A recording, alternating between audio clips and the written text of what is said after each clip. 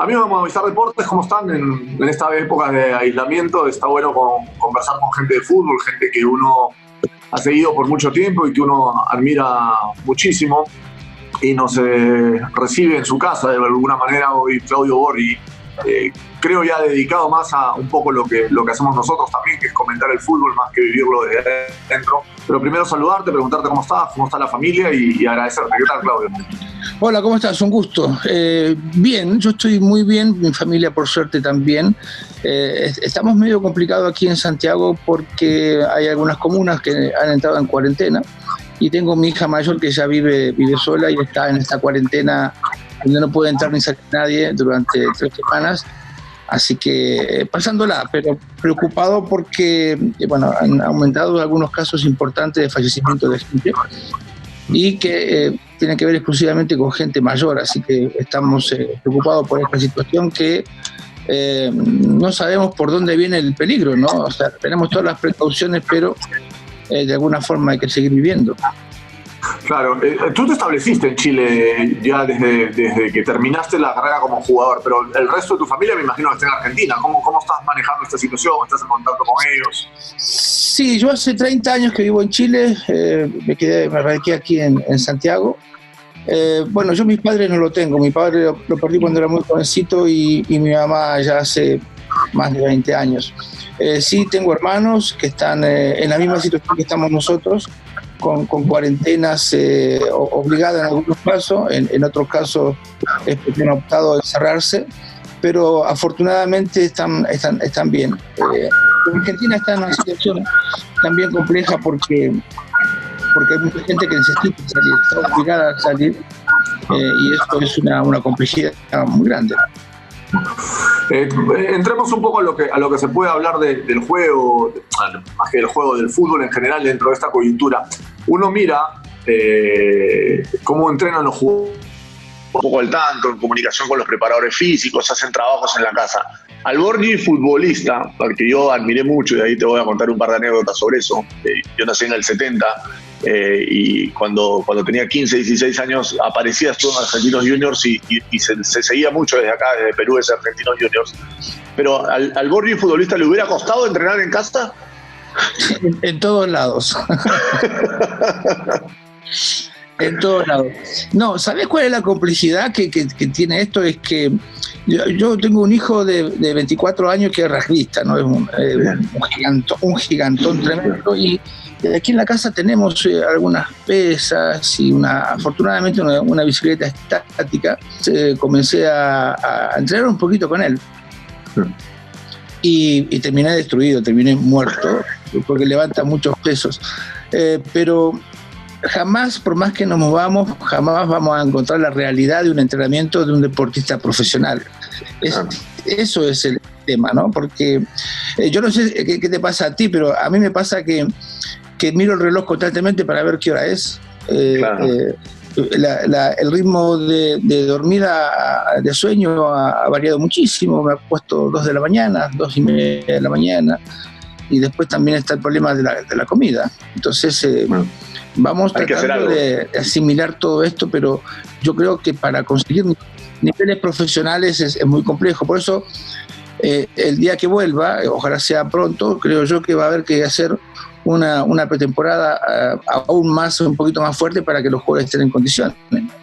Claro, va a tener que haber unos 15, 20 días de reacondicionamiento físico, porque además algunos tienen la facilidad de tener un jardín, de tener un espacio, pero otros no, y esos simplemente están en un espacio muy reducido, en una casa muy pequeña, donde es imposible, por más buenas intenciones y más profesional que sea. Claro, y después está lo genético, ¿no? Hay gente que no engorda, yo respiro y engordo, o sea que no hay un problema ahí tremendo, pero por lo que he visto, por lo que he seguido en las redes, y me interesa mucho el tema porque es algo nuevo, es algo que nunca se había vivido, que hoy los PFs, los cuerpos técnicos, tienen posibilidades de mandar un entrenamiento a distancia, que repito, no es lo mismo que puede ser en cancha, pero al menos uno ve que el progreso físico de los jugadores sigue existiendo, ¿no? Sí, creció mucho en eso, y hay muchas técnicas además, porque hacen trabajos sobre el sitio, y hacen trabajos de fuerza, y hacen trabajos de equilibrio, hacen una serie de cosas que no existían. Te llevo a Italia, tú jugaste Italia, tú llegaste como una estrella a Milán, luego pasaste por un par de clubes, llegaste a un momento donde los holandeses eran los dueños del club en Milán, y Milán era el equipo en ese momento en el mundo. ¿Sigues teniendo contacto con gente en Italia, gente que la está pasando realmente más? Pero porque en Italia y en España sí, el tema es muy, muy complicado, ¿no? Sí, tenemos parientes en Italia, venimos abuelos italianos y demás. Y bueno, hablé hace como 4 semanas con parientes y con amigos y bueno, no tenían idea de que esto iba a ser tan potente, tan bravo, con tantas dificultades para ellos. Así que ahora están bien, pero con los miedos, ¿no? Los miedos de salir a la calle, de poder contactarse con alguien. Y han hecho muchas mesas económicas en la gente, porque en su mayoría no están trabajando, han perdido su trabajo. Así que también está el problema no solamente de la enfermedad, sino también de la falta de dinero para comprar cosas, hasta lo mínimo, ¿no? Un poco de comida o algo que necesiten. Así que eso es una complejidad grande. Yendo a esa época de Italia, tú jugabas muy bien, venías de un Argentinos Juniors donde la pelota pasaba mucho por ti, a pesar de que jugabas de 9, y llegaste a Italia y ¿qué sentiste? Dijiste, este es otro juego, estos juegan otra cosa.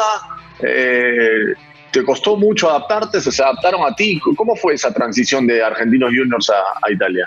Mira, fue compleja, porque la juventud ahora no sabe, o sea, no hace tantos años de esto, pero el mundo en estos últimos 32 años ha cambiado muchísimo.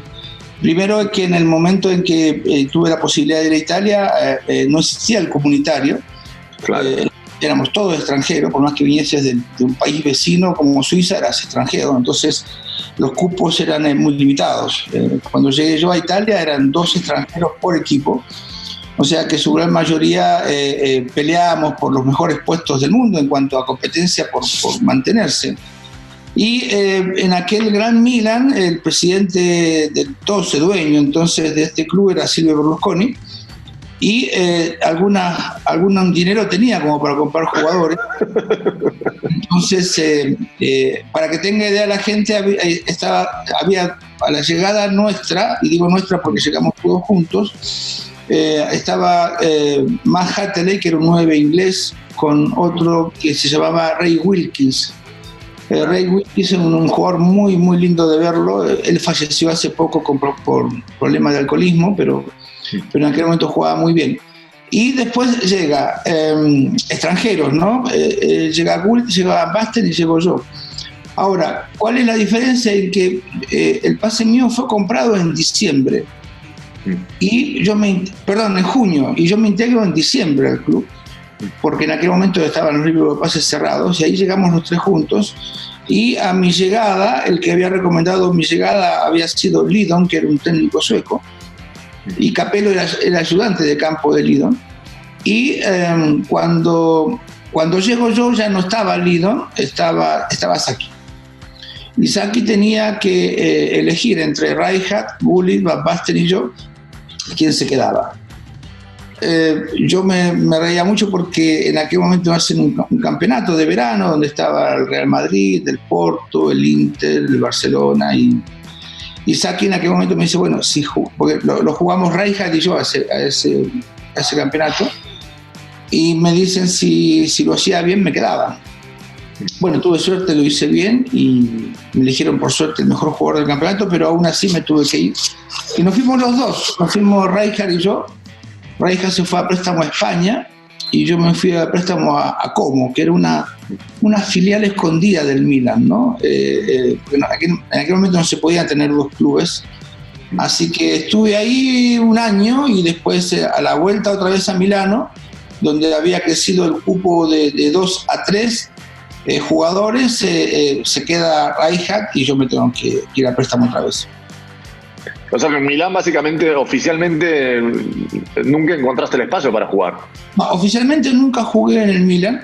Yo en aquel momento el Milan era un equipo muy poderoso, campeón de Europa, y el club hacía muchos partidos amistosos y giras, y ahí sí podíamos jugar una gran cantidad de extranjeros, pero oficialmente los cupos eran muy limitados.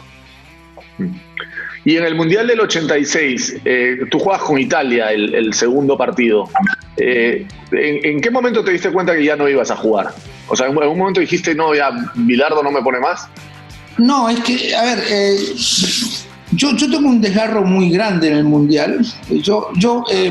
La gran pregunta era, porque jugamos con Corea, y bueno, todo el mundo daba por hecho que yo iba a ser titular, menos el entrenador, que era el tipo que decidía las cosas. En ese partido estuve en la banca, porque veníamos de hacer algunos partidos amistosos interesantes jugando junto con Diego. Pues yo jugaba una posición, mucha gente dice, Borghi era 9, no, yo cuando se va Pedro Pablo Pasculi de Argentino a Italia, la camiseta que quedaba disponible era la 9, porque en aquel momento eran el 1 al 11 lo que jugaban. Entonces yo me pongo la 9, entonces yo jugaba más de creador que de 9. Y bueno, no juego ese partido con Corea, sí lo hago con Italia y con Bulgaria. Mi tarea en aquel momento, me acuerdo siempre porque fue muy chistoso para mí, porque yo tenía que marcar a Cabrini, el lateral izquierdo que tenía Italia, muy bueno, que fue jugador de la Juventus, entre otros clubes. Claro. Y la figura fue Cabrini, porque yo no marcaba tanto, ¿no? Y después tenía posibilidad de seguir jugando y me tomó una contractura muy grande en el músculo posterior, y en aquel momento se infiltraba todo, porque los mundiales son espacios muy cortos como para esperarte una semana que te recuperes. Entonces se metió una inyección para ver si esto pasaba, y no, se rompió todo el músculo, ya ahí no tenía ninguna posibilidad. Directamente no tenías ninguna opción de volver a jugar. Pero, digamos, te dabas cuenta que en el equipo había que adaptar. Eso que dicen algunos, que es difícil jugar con Messi, por ejemplo, que alguna vez lo dijo Dybala. Llevado a Maradona, había que adaptarse a Maradona, digamos. No debe ser uno que viene... Yo lo entiendo perfectamente a eso, de que es difícil jugar. Cuando Dybala dice esto, digo, yo lo entiendo perfectamente, porque es difícil jugar con gente que piensa más rápido, que es más hábil, que es rápida físicamente y mentalmente. Jugar con Diego no era algo sencillo, ¿no? No era llegar y jugar, porque uno siempre tenía que esperar la sorpresa, porque yo creo que su pensamiento iba mucho más rápido que el mío. Así que es un agrado, pero también es difícil hacerlo. Claro, y también pasa porque uno está acostumbrado, me imagino, a jugadores de tu nivel, de que en determinados equipos la pelota pasa mucho por ti. Y en este caso te tienes que adaptar a que la pelota pasa. La primera opción no eres tú, la primera opción es otro, y tú tienes que hacer movimientos alrededor de él para hacer una alternativa, ¿no?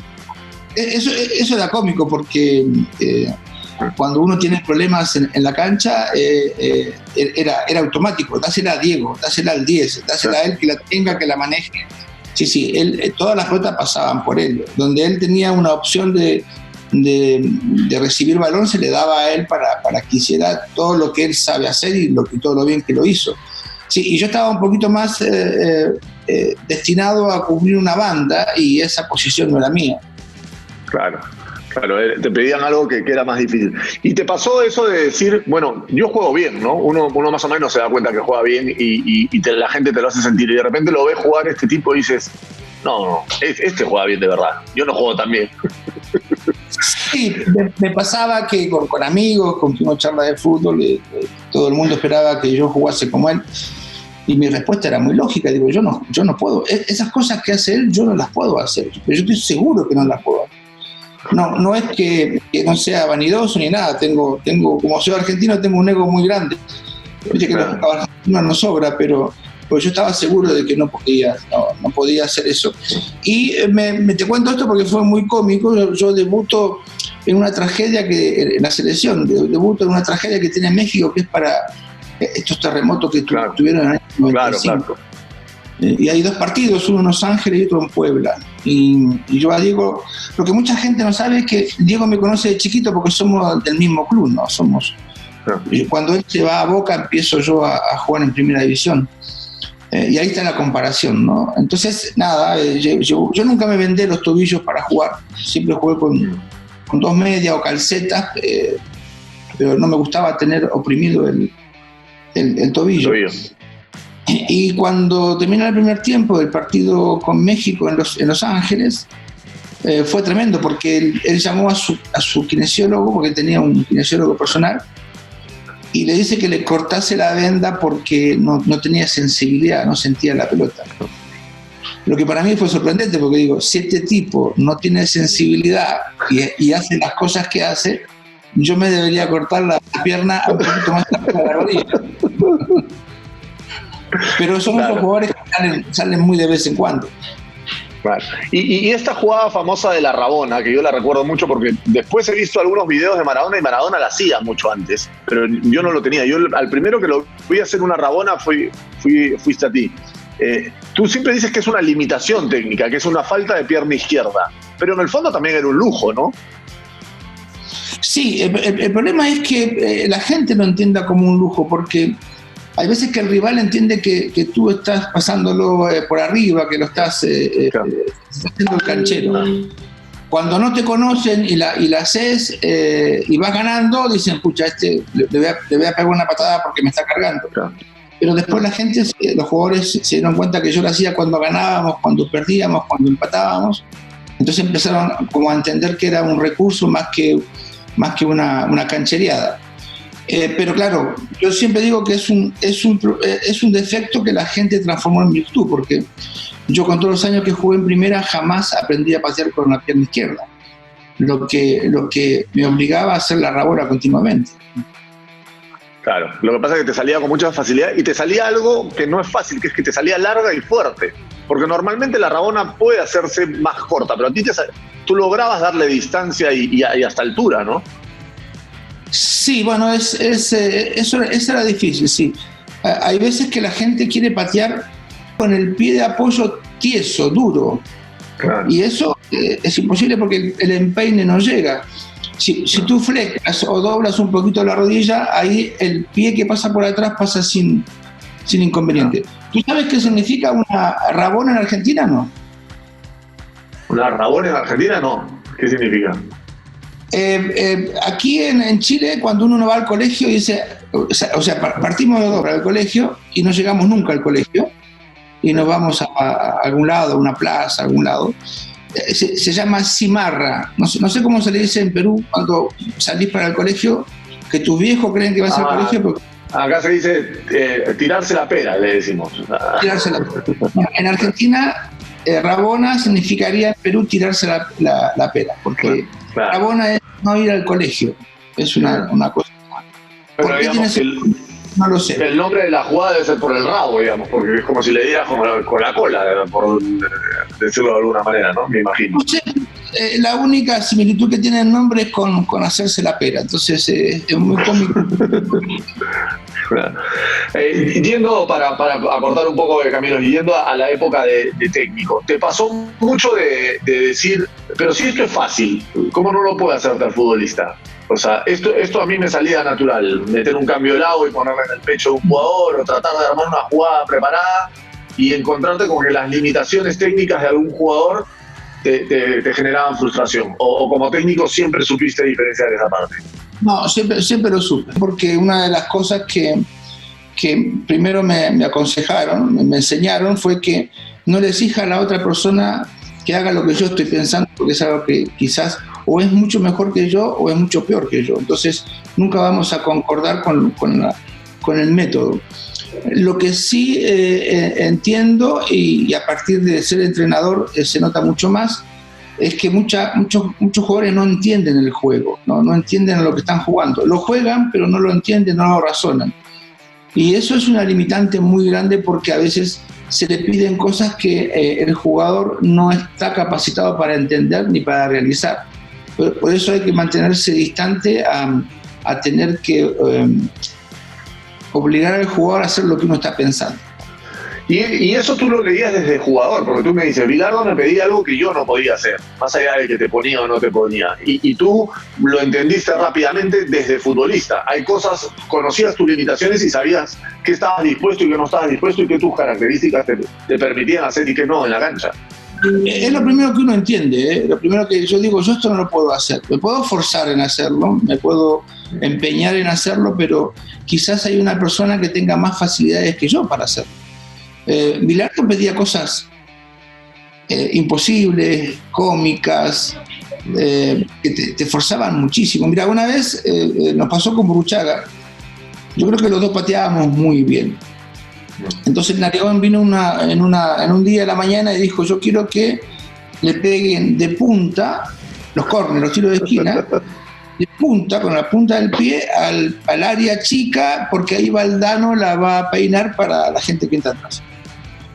Y el Narigón llegó y puso la pelota y pateó de punta y cayó donde él quería la pelota. Entonces nosotros nos tuvo como 5 o 6 horas pateando, pegábamos en peine, borde externo, y no podíamos. O sea, yo digo, no puede ser que no pueda hacer esto. Y a partir de ahí aprendí a patear de punta, y con la punta del pie, para arriba, para abajo, para el costado, porque digo, no puede ser que no pueda pegarle de punta. Entonces, esas situaciones a veces te complican un poco porque te piden algo que nunca hiciste, pero claro, también te falta la práctica para poder hacerlo. Es muy, muy de futsal esa jugada, ¿no? El pegarle de punta. Romario lo hacía mucho. Romario, ¿te acordás que definía el área? Pero pegarle 40 metros a la pelota o 30 metros de punta. No, además es imposible darle dirección. ¿Qué equipo como técnico sentiste que te representó mejor, Claudio? Hubo un equipo de Colo-Colo que fue el 2006 que me daba gusto verlos, y Argentinos Juniors 2010 también. El de 2006 jugó contra Bolognesi, ¿no? Exacto, comenzamos contra Bolognesi, ahí estaba San Paolo, San Paolo, sí. Ese fue un equipo muy, muy bueno que teníamos, y Argentinos Juniors también 2010 fue un muy buen equipo. Y dentro de eso, ¿ahora ya decidiste no dirigir más? ¿Ya te quedaste establecido como comentando fútbol? ¿Estás muy cómodo en eso? No es que he decidido. Afortunadamente tengo ofertas de trabajo, pero tengo algunas cosas que son muy buenas que me perjudican mucho para ser entrenador. La primera es que tengo una familia muy bien constituida, entonces en las urgencias que tenemos los entrenadores de que tú me llames de Perú y me digas tienes que estar mañana a las 6 de la tarde en Lima porque te necesitan. Yo digo, no puedo hacer, no puedo hacer nada en un día.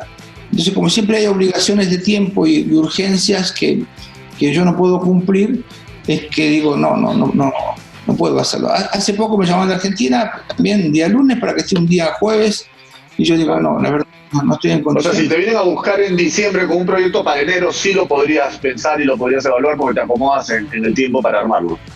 Claro, pero vos sabés que mis tiempos no son los tiempos de los clubes, entonces la coincidencia es casi imposible a veces, ¿no?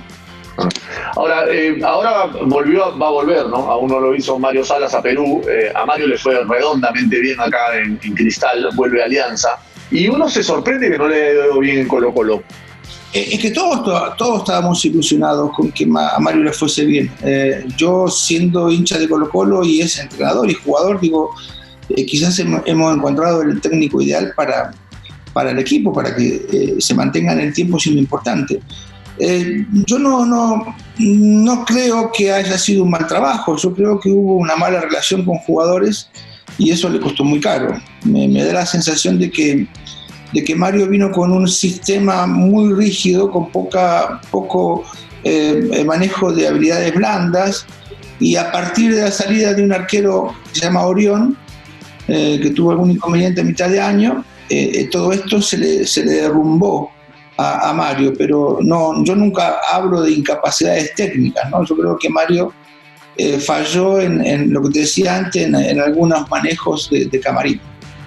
Hoy está, no sé si descubriéndose, pero cada vez se le da más importancia a ese factor, ¿no? O sea, saber de fútbol, creo que casi todos los técnicos, salvo alguna muy marcada excepción, saben, con una idea o con otra. Pero el secreto casi termina siendo llegar al vestuario, convencer y lograr manejar el grupo, ¿no? Y ahí está casi la línea fina entre que te vaya bien y te vaya mal, ¿no? Es que lo que vos dijiste es fundamental, porque hay varios tipos de sistemas o de formas de manejo, y para que la gente tenga idea me gustaría que lo comparen con su casa, que lo compare con el trabajo, o que lo compare con su empresa. El fútbol es exactamente lo mismo. El técnico es un gerente de una empresa que tiene que sacarle rendimiento a todas las personas que están a cargo de un área. Y acá está la gran discusión, ¿no? Porque están los técnicos que imponen, los técnicos que obligan, y ahí en esta forma hay buenos resultados y malos también. Pero quizás cuando obligan y la gente está dispuesta a sentir o a saber de esas obligaciones, tiene buen rendimiento, pero dura poco tiempo, porque las obligaciones, el imponer, te trae algunos rendimientos inmediatos, pero a largo plazo van cayendo, porque no puedes estar litigando todo el tiempo con los jugadores. Están los técnicos que yo me considero ahí, que quiere convencer, que te quiere vender una ilusión, te quiere vender un sueño, y eso lleva más tiempo, pero cuando se convence, cuando se tiene la idea de poder hacerlo, dura mucho más tiempo. Ahora, algunos clubes no tienen este tiempo para que el técnico pueda convencer, ¿no? Deportes Cristal, de Alianza, si no ganás, es un tema muy complejo. Ningún técnico puede mantenerse en el tiempo sin tener buenos resultados, que es lo que le pasó a Salas aquí en Colo-Colo. Claudio, para ir cerrando un par de preguntas, ¿te has puesto a reflexionar cómo puede cambiar el fútbol en general? Más allá del juego, yo no creo que el juego cambie, pero digamos, la competencia, la cantidad de partidos, el ritmo medio loco y vertiginoso al que estábamos viviendo a partir de esto, ¿crees que esto marque un antes y un después en el fútbol mundial? Yo creo que va a marcar a la humanidad, nos va a cambiar a todos, pero no solamente en el fútbol, nos va a cambiar en el día a día, nos va a cambiar en los proyectos que tenemos, nos va a cambiar a mucha gente la va a hacer entrar en razón de la forma o el estilo de vida que tiene. A otros le va a decir que por más dinero que tengan no va a poder subir más allá de lo que la naturaleza diga. El fútbol va a cambiar. De hecho, hoy salió una noticia de Lunati, de un árbitro, un ex árbitro argentino, diciendo que la competencia internacional para esta parte del mundo va a volver en el 2021. Y yo no encontraría toda razón, porque lo que está viviendo hoy desafortunadamente Ecuador, con una cantidad de infectados muy grande, lo que nos puede venir a nosotros, a esta parte de Sudamérica Baja. Entonces yo creo que lo más coherente es pensar en la bienestar de la gente, más que en lo que puede ser el fútbol. Lo que me preocupa a mí, que la gente no lo sabe, es que detrás del fútbol vive una cantidad de gente tremenda, o sea, que vende, que se está quedando. Aquí en Santiago mucha gente se está quedando sin trabajo, entonces tiene que haber un cambio, tiene que haber una modificación de reglamentos, tiene que haber una cordura en lo que se gasta, en lo que se paga, porque no podemos estar hablando de que Messi se puede ir a Inglaterra mientras en España están faltando insumos para la supervivencia de la gente. Entonces, todas estas locuras de que un jugador valga 150 millones de dólares tiene que parar, va a parar. Así que yo espero que nos haga más humilde, que nos haga aterrizar en las realidades de lo que vive la gente del día a día. Eso sí creo yo que nos va a pegar fuerte. Dale, Claudio, te agradezco mucho que esté bien la familia, que estén bien todos y que esto termine dentro de las circunstancias de la mejor manera, y siempre lindo poder conversar contigo, y esperemos que algún día se dé algún proyecto interesante en Perú y te podamos tener por acá como técnico. Agradezco el llamado. Sabes que yo tengo, y esto no, siempre lo digo, tengo algunas admiraciones especiales por tu país. Primero porque empecé a ver fútbol con Teófilo Cubilla, entre otros grandes jugadores que tuvo Perú. Empecé a patear 3 dedos después de un gol que hizo. Sí, eso te lo escuché, esa anécdota te la escuché, ¿no? Que viste el gol de Cubillas en el Mundial del 78 en Córdoba, Escocia, que exacto. Debe ser la única vez que yo he visto un tiro libre de 3 dedos por afuera de la barrera, ¿no? Fue perfecto. Y nada, tengo una admiración por su lenguaje, que lo encuentro muy, muy lindo.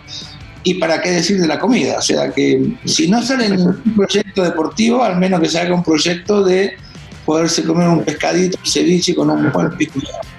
Así que muchas gracias por llamar. No, gracias Claudio, gracias por atendernos, ha sido un gusto. Amigos de Movistar Deportes, hemos estado con Claudio Borghi conversando desde Chile de toda la realidad del fútbol y algunas anécdotas muy interesantes que nos han contado. Espero que les haya gustado. Un abrazo a todos. Chao, Claudio. Gracias. Chao, gracias.